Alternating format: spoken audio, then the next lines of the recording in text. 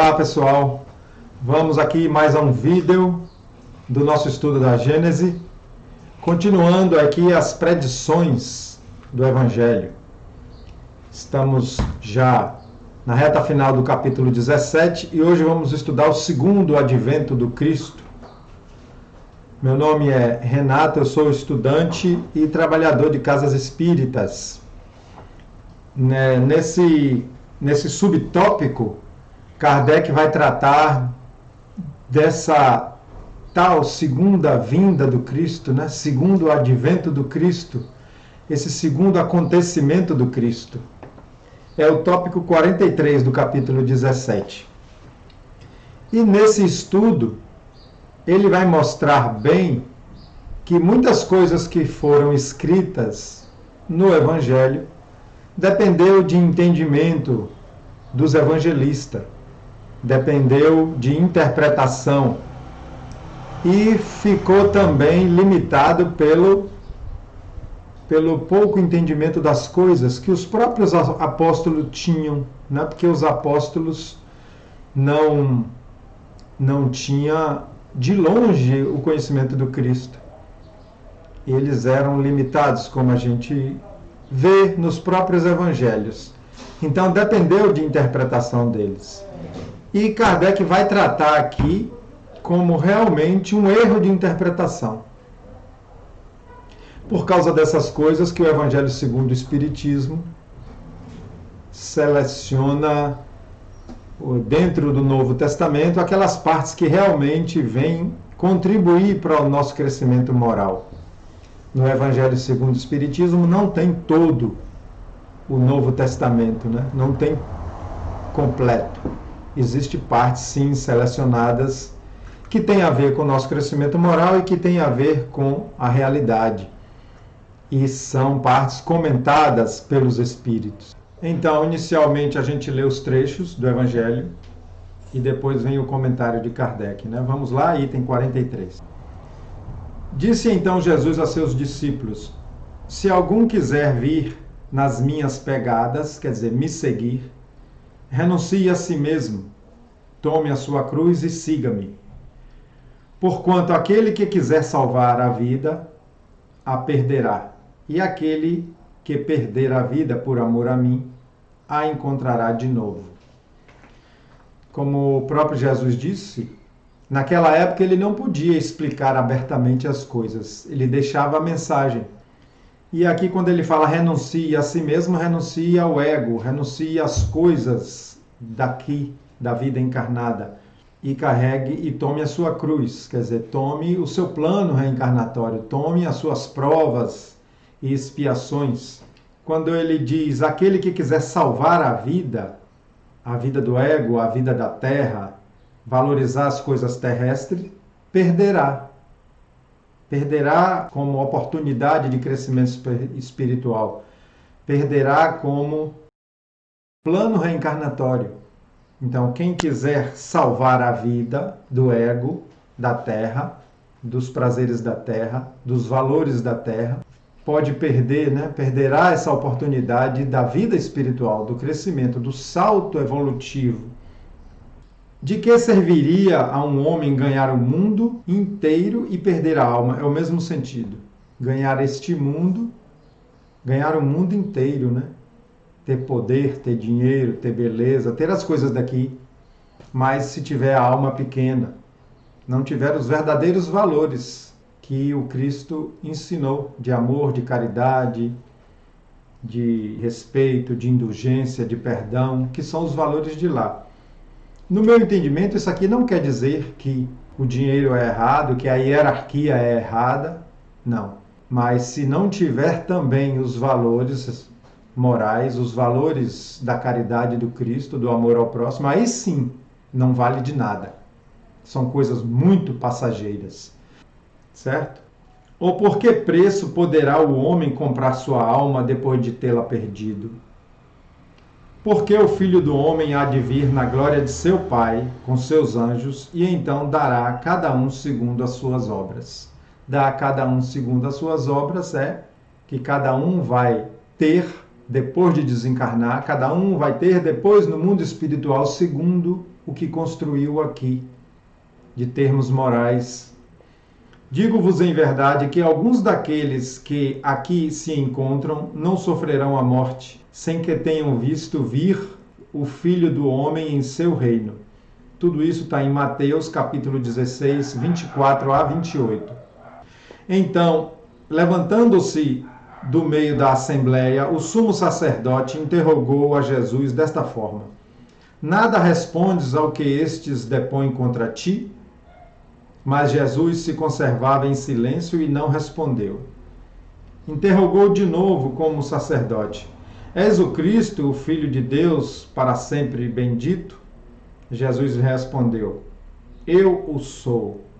E vereis um dia o Filho do Homem assentado à direita da majestade de Deus e vindo sobre as nuvens do céu. No sentido alegórico, ele falava sempre, no sentido de parábolas. Logo, o sumo sacerdote, rasgando as vestes, lhe diz: Que necessidade temos de mais testemunhos?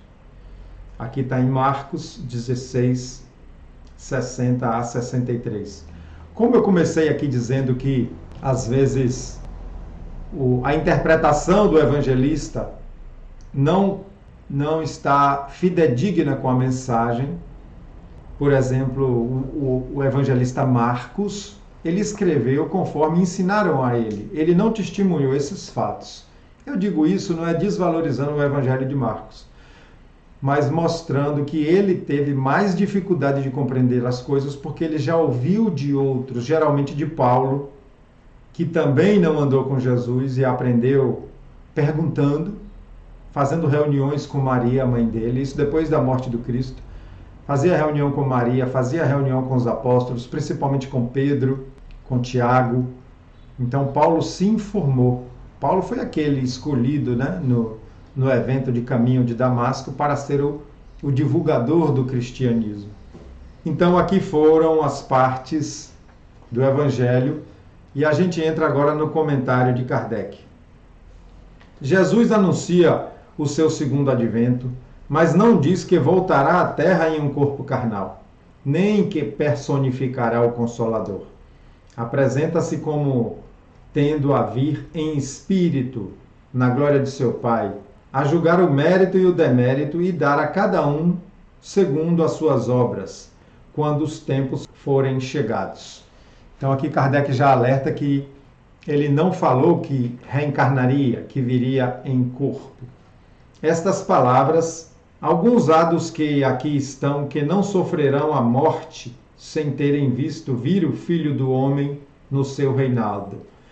Então ele repetiu aqui a frase, que a gente leu lá em cima. Então ele diz que essa fala parece encerrar uma contradição, pois é incontestável que ele não veio em vida de nenhum daqueles que estavam presentes. Então ele não veio enquanto aqueles que estavam ouvindo tivesse vivo ainda. Então, enquanto esses que ouviram estavam vivos, Jesus não voltou. E parecia que estava prometendo isso, Parecia que estava prometendo isso, que muitos de vós que estão aqui ainda virão vir o Filho do Homem, Então, por isso que Kardec fala que parece um contrassenso. Porque aí Jesus teria que voltar logo ali, poucos anos depois, algumas décadas, Porque os apóstolos já eram adultos, então no máximo ali em 50 anos ele teria que vir. Por isso que ele diz aqui que é um contrassenso. Jesus, entretanto, não podia enganar-se numa previsão daquela natureza. E, sobretudo, com relação a uma coisa contemporânea e que dizia pessoalmente respeito. Lhe dizia pessoalmente respeito. Falava dele, da vida dele. Então, ele não poderia se enganar. Quando Jesus fala que eles iam ver esse segundo advento do Cristo, era considerando que eles reencarnariam, estariam aqui, ou estariam aqui como espírito, porque quem desencarna e ainda tem o nível evolutivo da Terra, ainda fica na Terra, nas colônias espirituais da Terra, no mundo errante da Terra, então está ainda um espírito terrestre, mesmo que seja desencarnado. E que também ele não viria em corpo, ele estaria presente, trabalhando com a nossa evolução, de onde sempre esteve na sua dimensão espiritual. Há, primeiro, que indagar se suas palavras foram sempre reproduzidas fielmente. Olha, indagar isso, tá vendo? É de duvidar-se, desde que se considere que ele nada escreveu, que elas só foram registradas depois de sua morte, que o mesmo discurso cada evangelista o exarou em termos diferentes, o que constitui prova evidente que as expressões que eles, os evangelistas, se serviram não são textualmente as de que se serviu Jesus. Então a gente sempre fala isso, dessa fidelidade do que está sendo escrito pelos evangelistas, e há de se registrar que alguns escreveram e essas escritas desses evangelhos foram descartadas, não estão no Novo Testamento, não estão na Bíblia. E essas escritas foram de uma pessoa contando o que assistiu. Se botar, por mais competente, por mais lúcido, por mais culto que seja um escritor, se botar 5 escritores assistindo a um evento e mandar eles escreverem sobre aquilo, ou um jornalista, sairão textos diferentes, percepções diferentes. É isso que Kardec está querendo dizer aqui. Além disso, é provável que o sentido tenha sofrido alterações ao passar pelas traduções sucessivas. Eu sempre digo que os problemas de tradução, já que as línguas originais são pobres, problemas de tradução para várias línguas do mundo, que o Evangelho é traduzido em várias línguas do mundo, problemas de interpretação e problemas até de manipulação maliciosa do que está escrito por interesses, pelos falsos profetas, por religiões que querem manter a sua forma de compreender como única e verdadeira. Por exemplo, existe algum tipo de Bíblia que tem escrito a palavra espiritismo, para condenar o espiritismo. Para condenar o espiritismo, existe lá o espiritismo, já que a palavra espiritismo é um neologismo criado no século XIX por Kardec, 1857, ele estava escrevendo o Livro dos Espíritos, então foi nessa década aí de 50 ou 60 do século XIX. Então essa palavra não poderia estar na Bíblia. É isso que a gente fala de manipulação. Esse é um exemplo de manipulação. Por outro lado, é indubitável, quer dizer, não se tem dúvida, que se Jesus houvesse dito tudo o que pudera dizer, ele se teria expressado sobre todas as coisas de modo claro e preciso, sem dar lugar a qualquer equívoco, conforme o fez com relação aos princípios de moral, ao passo que foi obrigado a velar o seu pensamento acerca dos assuntos que não julgou conveniente aprofundar. Então, quem disse que não pôde aprofundar, não pôde falar tudo, não pôde falar claramente, foi o próprio Cristo. Por isso que ele sempre falava em parábolas, ele sempre fazia uma linguagem em que o povo que estava ouvindo ele estava acostumado. Fez sempre comparações para que facilitasse o entendimento de quem estava ouvindo ele. Persuadidos de que a geração de que faziam parte testemunharia o que ele anunciava, os discípulos foram levados a interpretar o pensamento de Jesus de acordo com aquela ideia. Assim é que redigiram do ponto de vista do presente o que o mestre dissera, fazendo-o de maneira mais absoluta do que ele próprio teria feito. Então foi necessário os evangelistas redigirem do ponto de vista que eles compreenderam, do momento que Jesus falou, da forma que Jesus falou, e Jesus não poderia falar abertamente sobre as coisas. Um exemplo, quando ele foi chamado a ressuscitar Lázaro, ele disse, vamos, Lázaro não morreu, Lázaro dorme. Ele não poderia dizer, Lázaro está em estado de catalepsia. Ele não poderia dizer isso, porque não se sabia nem o que era catalepsia, não se tinha um desenvolvimento científico para compreender essas coisas. Seja como for, o fato é que as coisas não se passaram como eles supuseram, né? Como eles fizeram interpretações.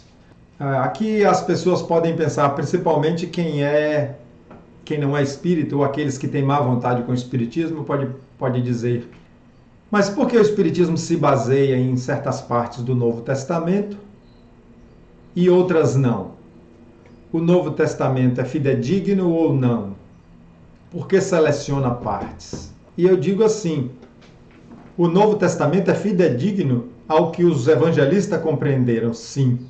E por que a doutrina espírita, o Evangelho segundo o Espiritismo, selecionou?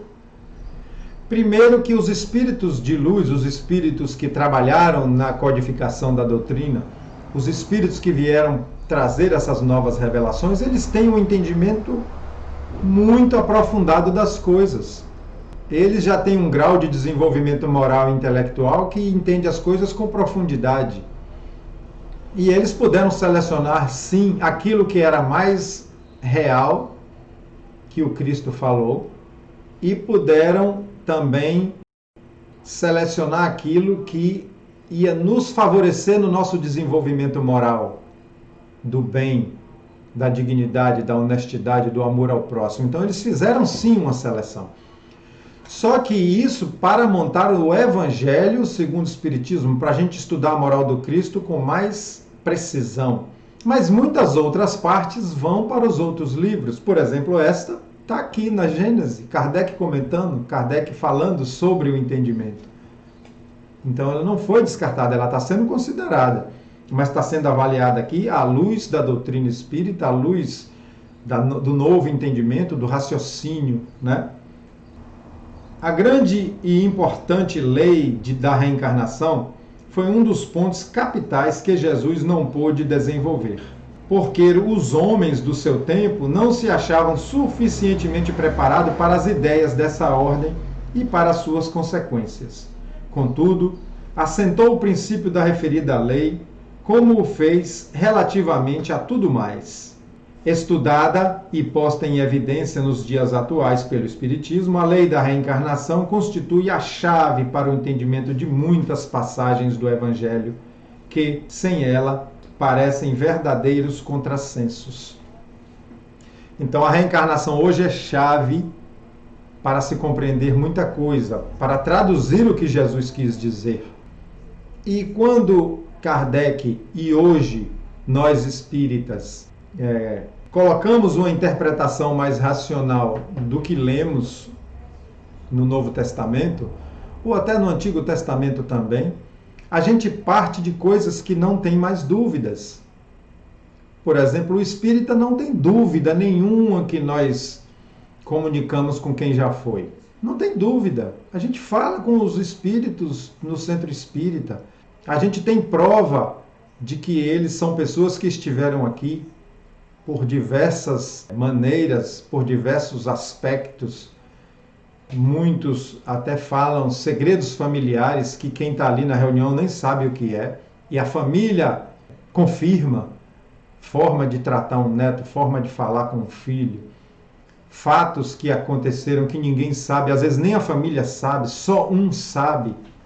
Quando o Chico responde lá naquele programa que o dono da rádio não tinha fé nenhuma, no Pinga Fogo, quando o dono da rádio não tinha fé nenhuma e duvidou, Emmanuel provocou um espírito a vir falar, né, o filho dele, de uma coisa que ele falou com o filho em estado de coma, estavam os dois dentro da UTI, ele falou, só o filho em coma estava perto dele. Só que o espírito do filho ouviu, entendeu e guardou. E ele vem e escreve isso para o pai. Aquela coisa, né, de que o pai assistia às apresentações dele, mesmo escondido.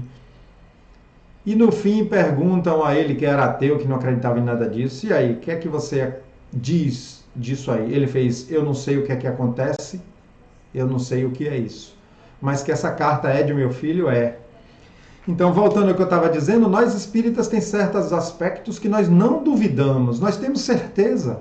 E com essa certeza de fatos provados para a gente, quando a gente depara com o texto, a gente tem uma base para falar, isso aqui condiz, isso aqui realmente o Cristo quis dizer isso aqui pode ter sido um equívoco do evangelista. Porque livros sagrados existem muitos no mundo. E qual é o certo?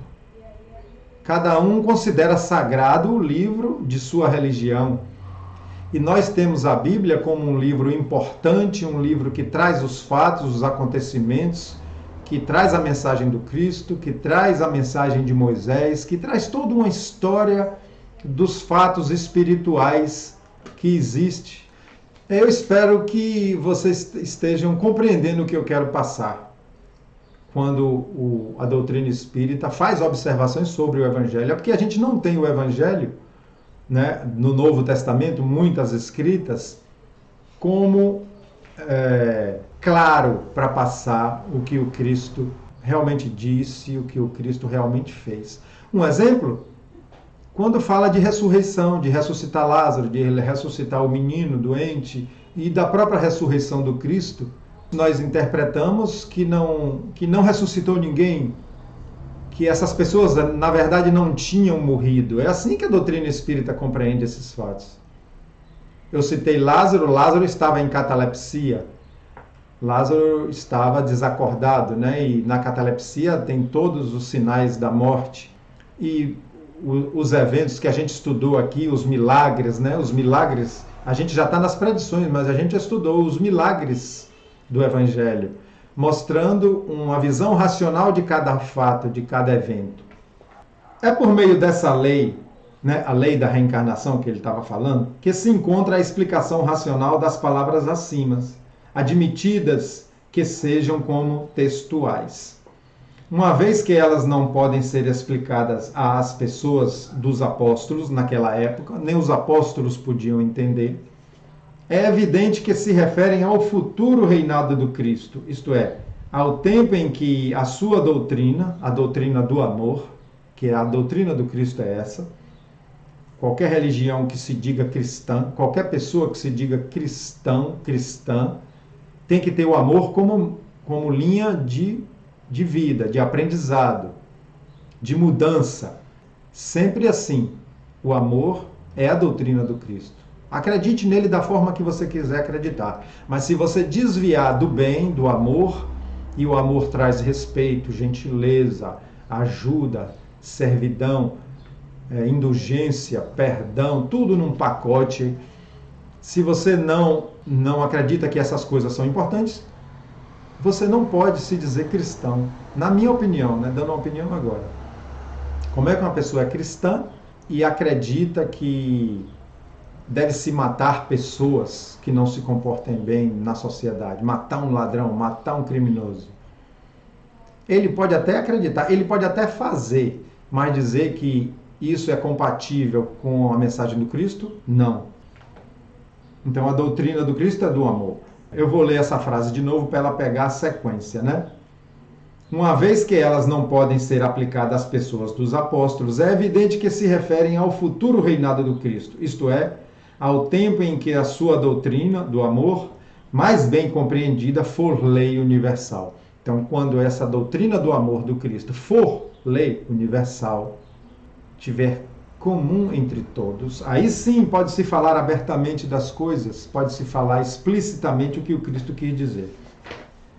Dizendo que alguns dos ali presentes na ocasião veriam o seu advento, ele forçosamente se referia aos que estarão vivos de novo nessa época, reencarnados.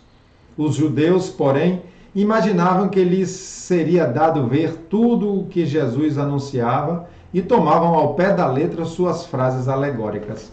Quer dizer, acreditavam que o Cristo voltaria ainda com eles vivos, porque dava um entendimento literal às coisas que ele dizia. Aliás, algumas de suas predições se realizaram no devido tempo, tais como a ruína de Jerusalém, as desgraças que se lhe seguiram e a dispersão dos judeus.